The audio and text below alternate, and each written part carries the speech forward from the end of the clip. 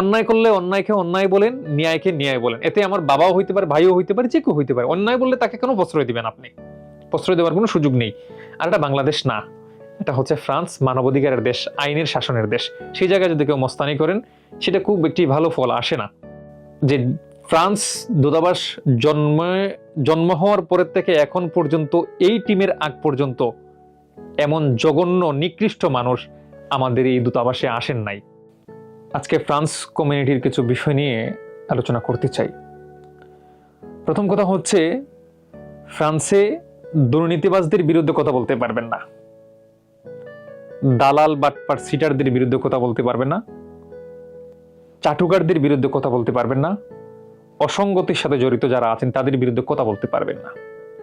এই পুরো বিষয়টার ব্যাখ্যা একটুখানি পড়ে দিচ্ছি। এর আগে আমি আমার একটা বিষয় আপনাদের মাঝে একটু ক্লিয়ার করি। ফ্রান্সে যারা আছেন বাংলাদেশি প্রবাসীরা প্রত্যেক আমার বন্ধু, আমার আত্মীয়, আমার প্রিয়জন, আমার পাড়া প্রতিবেশী এবং আমার হিতাকাঙ্ক্ষী। কারোর সাথে আমার ব্যক্তিগত, পারিবারিক, সাংসারিক কোনো আক্রোশ কারোর সাথে নাই। এখন প্রশ্ন আসতে পারে, তাহলে কিছু গুটি কয়েকজন মানুষ আপনার থেকে দূরে, কিংবা অনেকে আমাকে প্রশ্ন করেন বা বলেন, আপনি কোনো প্রোগ্রামে গেলে বা কোনো অনুষ্ঠানে থাকাকালীন সময় কেউ কথা বলে না, যখন আপনি চলে যান গুটি কয়েকজন মানুষ আপনাকে নিয়ে আলোচনা সমালোচনা করে। এই বিষয়টা একটু ক্লিয়ার করলে আপনারা ক্লিয়ার হয়ে যাবেন বিষয়টা। দেখেন, একটুখানি আগেও আমি বলছি, আসলে কারোর সাথে আমার আক্রোশ নেই, কিন্তু আক্রোশটা কিংবা দূরত্বটা কোথা থেকে শুরু হয়েছে। আপনারা জানেন, বেশ কিছুদিন আগে আমাদের আন্ডারেজে যারা আছেন তাদের পাসপোর্ট সংশোধনের বিষয়টা নিয়ে বেশ কিছু আন্দোলন তারা করেছেন। এই বিষয়টা নিয়ে যখন আমি দূতাবাসের যে বর্তমান কর্মকর্তারা রয়েছেন, যে ফ্রান্স দূতাবাস জন্ম হওয়ার পরের থেকে এখন পর্যন্ত, এই টিমের আগ পর্যন্ত এমন জঘন্য নিকৃষ্ট মানুষ আমাদের এই দূতাবাসে আসেন নাই।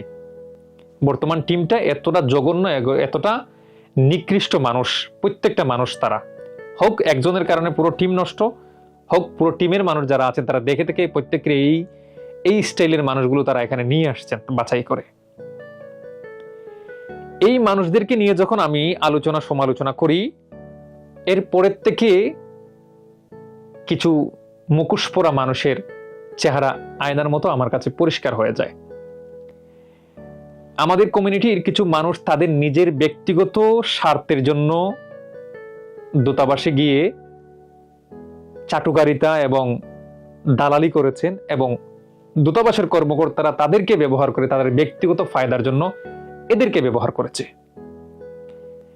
যখন তাদেরকে নিয়ে এই বিভিন্ন আলোচনা সমালোচনা করি, তখন দূতাবাসের কর্মকর্তারা এই ব্যক্তিদেরকে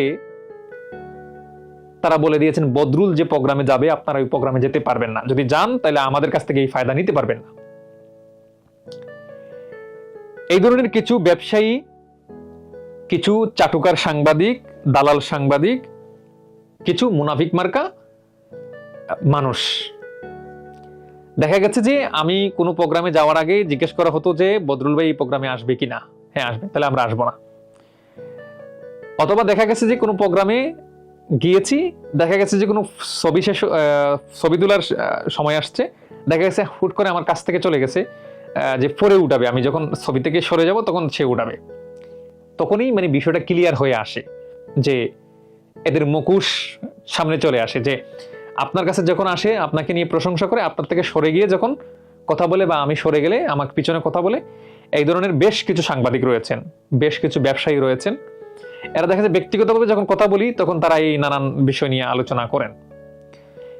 এর মানে আমার বুঝতে দেরি নাই, বা আরো কিছু মানুষ আছেন যারা আসলে সুশীল সমাজ আমরা মনে করি, তাদের কাছেও বিষয়টা আয়নার মতো ক্লিয়ার। এরা এমবেসির চাটুকারিতা করে, দালালি করে, এবং কমিউনিটির বিভিন্ন জিনিস তারা দূতাবাসের কাছে পৌঁছায়। অথচ কথা কি, দূতাবাসে যাদেরকে পাঠানো হয়েছে এরা হচ্ছে যে প্রবাসে, যেই দেশেই একটা দূতাবাস থাকে, এই দেশের কোনো প্রবাসী যদি কোনো ধরনের বিপদগ্রস্ত হয়, কোনো ধরনের সমস্যায় পড়ে, সেইগুলো সমস্যার সমাধান করা, ব্যবসায়ী যদি না হয় তাকে কিভাবে ব্যবসা করা যায় এই দেশে তাকে উদ্বুদ্ধ করা, তাকে এগিয়ে নিয়ে যাওয়া, তাকে সব ধরনের সহযোগিতা করা এবং কূটনৈতিকভাবে দেশকে কিভাবে এগিয়ে নেওয়া যায় সেই কূটনৈতিক বিষয়টাকে দৃঢ় থেকে দৃঢ় করে দেশকে সামনে এগিয়ে নিয়ে যাওয়া, সেই বিষয় না করে তারা আমাদের কমিউনিটিকে কিভাবে ডিভাইডেড করা যায়, কিভাবে আসলে একজন আরেকজনের মাঝে দ্বন্দ্ব লেগে থাকে, সেই বিষয়টা তারা ফোকাস করা শুরু করলো। এবং দেখবেন যে আওয়ামী লীগ বিএনপির সাথে মিল নাই, বিএনপি যে আওয়ামী লীগ জামাতের সাথে সম্পর্ক নাই, এবং উনি দূতাবাসের কর্মকর্তাদের বিপক্ষে কথা বলে ফেলছেন, মত প্রকাশ করেছেন, ওনার সঙ্গে কোথাও বসতে পারবেন না, ওনাকে প্রোগ্রামে আনা যাবে না। এটা দূতাবাস থেকে নির্দিষ্ট করে দেওয়া হয়তো, এবং কোনো প্রোগ্রাম কে কি প্রোগ্রাম করবে সেই প্রোগ্রাম পর্যন্ত তারা নির্ধারণ করে দিতেন, এই প্রোগ্রামে অমুক অমুককে দাওয়াত দেওয়া যাবে না, অমুক অমুককে আনা যাবে না। এই বিষয়টা যখন আমি পুরো বিষয়টা আমার কাছে আয়নার মতো পরিষ্কার হয়ে গেল, এবং এখানে সুশীল সমাজ যারা আসলে আছেন তার কাছেও বিষয়টা ক্লিয়ার হয়ে গেল যে এই মানুষগুলো চাটুকারিতা, ধান্দামি, বাটপারি, তাদের নিজের স্বার্থের জন্য এই কাজগুলো করতেছে। আমরা যদি দেখি যে দেখেন এই আওয়ামী লীগ সরকারের, ফেসিস্ট সরকারের বেশ কিছু ইভেন্ট মনে করেন এখানে গানের অনুষ্ঠানে প্রমোট করা হয়েছে, তার নিজের ব্যক্তিগত ফায়দার জন্য প্রমোট করা হয়েছে, নিজের স্বার্থের জন্য দূতাবাস থেকে বিভিন্ন ফায়দা নিয়েছেন, এরকম অসংখ্য মানুষ আছেন আর কি।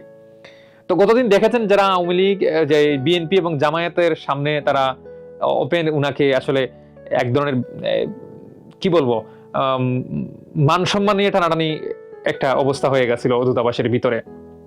স্পষ্টত একজন সংবাদকর্মী এখানে বলেছেন যে আসলে আমরা দেখেছি যে তুমি সরকারকে প্রমোট করছো, আজ এখানে কেন আসছো?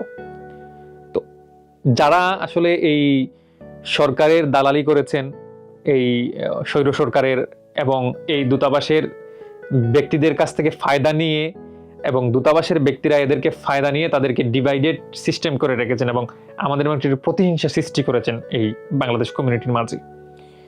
তো তার থেকে কিছু মানুষ এখানে আসলে দূরত্ব হয়ে গেছেন। তো এরা আসলে শুধু আমার ক্ষেত্রে না, এর আগে দেখা গেছে যে আওয়ামী লীগের ওই মানুষের সাথে যাইতে পারে নাই, ওই ব্যক্তির সাথে যাইতে পারে নাই, আওয়ামী লীগের মানুষ এই বিএনপির বা জামাতের কারো কাছে আসতে পারে নাই। তো এরপরের থেকে কিন্তু শুরু হয়ে গেছে এটা। এখন দেখা গেছে এদের সাইটের থেকে কিছু মানুষ আসলে আমাদের বাংলাদেশ কমিউনিটির মানুষকে শ্বাসরুদ্ধ করে রেখেছিল যে তারা যদি কোনো অসঙ্গতির কথা বলে তাদের বিরুদ্ধে কথা বলা যাবে না। আমি নাম যদি স্পষ্ট নাই বলি আপনারা বুঝে নেবেন। কোনো মানুষ যদি দালালি বা চাটুকারিতা করছে, এরকম অসংখ্য সাংবাদিক রয়েছেন, আপনারা সবাইকে চিনেন, এবং যারা আসলে নিজের স্বার্থের জন্য যে প্রতিষ্ঠানগুলো এই কাজগুলো করেছে এটাও আপনারা নিশ্চয়ই আপনারা বুঝতেছেন যে চামচামি করেছেন, এবং নিজের ফায়দার জন্য অন্য কোনো মানুষ যাতে ফায়দা নিতে না পারে, তার নাগরিকত্বের অধিকার যাতে আদায় করতে না পারে, সেই মানুষ থেকে দূরে রাখা হয়েছে। এবং গত কিছুদিন আগে পুলিশ দরপাকড় শুরু করেছিল, দেখা গেছে আওয়ামী লীগের মানুষদেরকে আউটপাস দেওয়া হচ্ছে না, বিএনপি যারা করছেন বা জামাত যারা যুক্ত আছেন তাদের ভেরিফাই করে বাংলাদেশে তাদেরকে আউটপাস দেওয়া হচ্ছে। এই ধরনের একজনের কল রেকর্ড পর্যন্ত আমি দিয়েছিলাম, সেটা আপনারা নিশ্চয়ই দেখেছেন। এখন কথা হচ্ছে যে আমার যে বিষয়টা, যে অনেকেই বলেন যে আমাকে আজাদ ভাইয়ের বা আরো একজন মানুষের নাম যদি আমি বলি, মিয়া মাসুদ ভাই, অথবা দেখা গেছে আজাদ ভাইকে প্রায় অনেকেই বলেন যে আপনার শেল্ডারে হয়তো এই কাজ তিনি করছেন। আমি একটা জিনিস আপনাদেরকে আজকে ক্লিয়ার করি যে আমার ভিডিও দেখি কিন্তু আজাদ ভাইয়ের সাথে আমার সর্বপ্রথম একটি রেস্টুরেন্টে পরিচয় হয়, এবং আজাদ ভাই নিজেই জানেন না যে আমার বাড়ি আসলে সিলেটে কিনা। তখন আমাকে উনি কথাবার্তা বলার পরে উনি আমাকে মানে আপনার এক্সচেঞ্জে বুঝাই জানা যে আপনি আসলে কথা বলছেন, আপনার বাড়ি আসলে সিলেটে।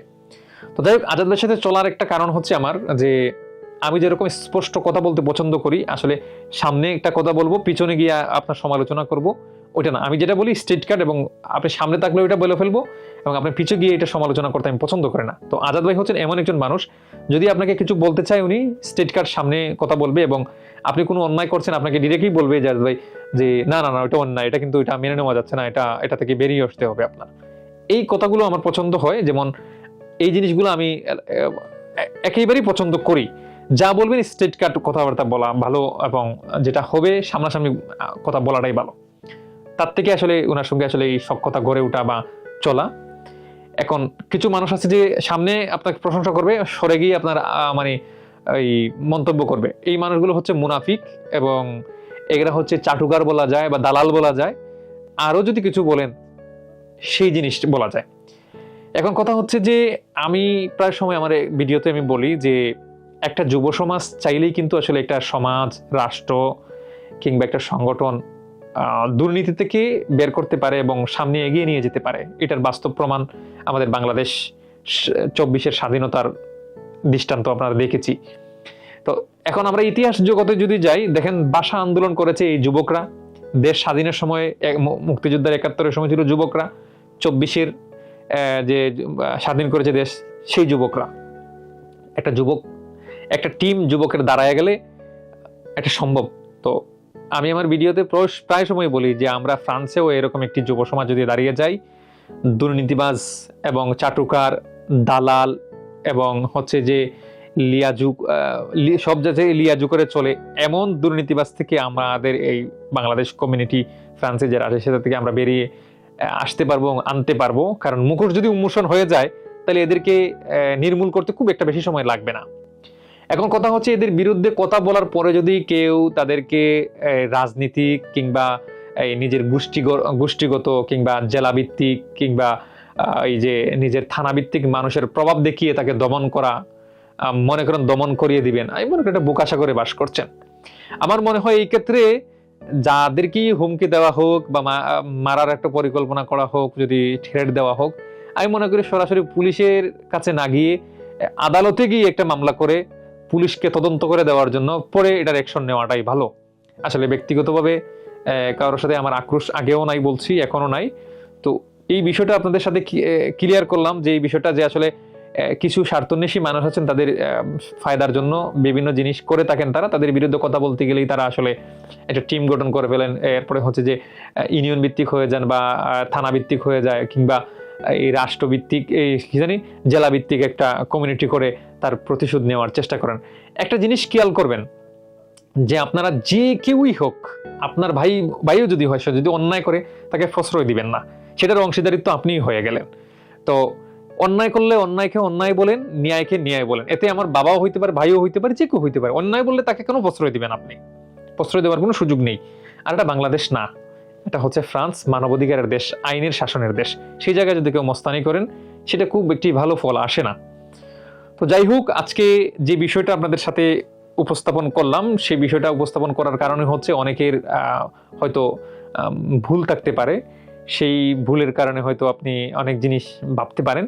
সেই বিষয়টা ক্লিয়ার করার জন্য আজকের এই ভিডিও। তো আজকে এই পর্যন্ত ছিল, নেক্সট কোনো ভিডিওতে হয়তো আবারও দেখা হবে। সেই পর্যন্ত ভালো থাকবেন, আল্লাহ হাফেজ।